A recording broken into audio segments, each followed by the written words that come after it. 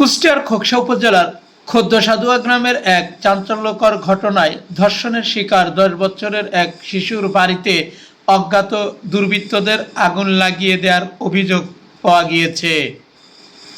শুক্রবার দিবাগত রাত আনুমানিক 1:30 সময় এই অগ্নিকাণ্ড ঘটে।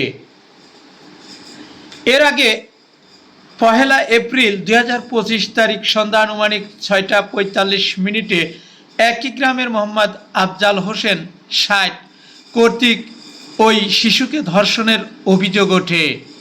অভিযুক্ত আফজাল হোসেনকে 3 এপ্রিল স্থানীয় জনতা আটক করে পুলিশের হাতে তুলে দেয়।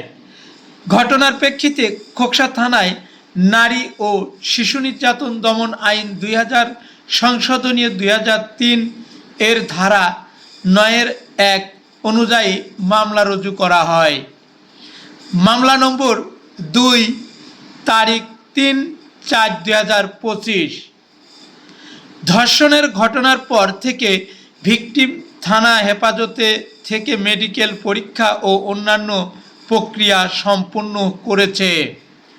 এদিকে 5 এপ্রিল গভীর রাতে ভিকটিমের বসতঘর ও রান্নাঘরে আগুন লাগিয়ে দেয় অজ্ঞাতনামা দুর্বৃত্তরা।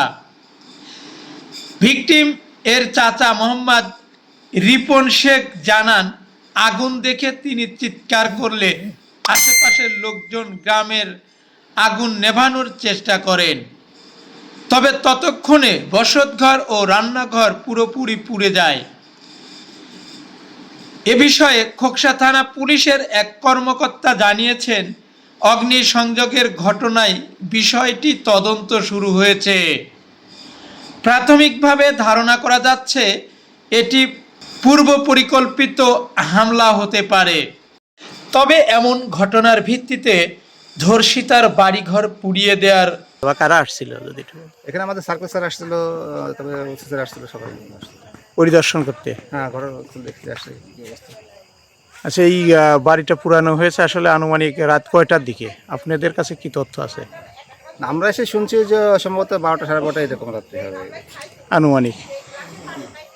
বিষয়টি তদন্ত করতে ছুটে আসে অতিরিক্ত পুলিশ সুপার জনাব প্রণব কুমার সরকার এবং আর উপস্থিত ছিলেন খোকসা থানা অফিসার ইনচার্জ শেখ মইনুল ইসলাম।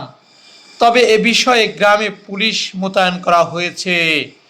খোকসা থেকে মোহাম্মদ হাফিজুল ইসলাম বকুল, বিটিভি নিউজ, খোকসা, কুষ্টিয়া।